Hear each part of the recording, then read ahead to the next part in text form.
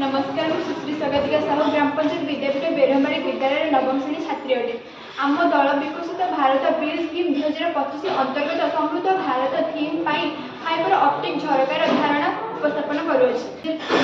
प्रतिफलन नियम को व्यवहार कर आम कोठरी को आलोकित कर आम जान फाइबर ऑप्टिक पूर्ण अभ्यंतरण प्रतिफलन नियम कार्य करे।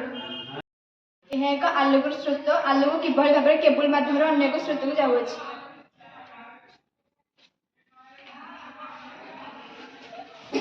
आलोक स्थान घर छात पर लेंस व्यवहार करके फाइबर ऑप्टिक केबल माध्यम सौर शक्ति को गृह को स्थानांतरित कर घर को अंधकार दूरे कर द्वारा कौन विद्युत शक्ति व्यवहार हो न थे कौन बहुत टंका खर्च हो न थे आम परिवेश को कौन क्षति पहुँचे न थे अर्थात यह हूँ आम परिवेश अनुकूल। धन्यवाद। यह उपस्थापना।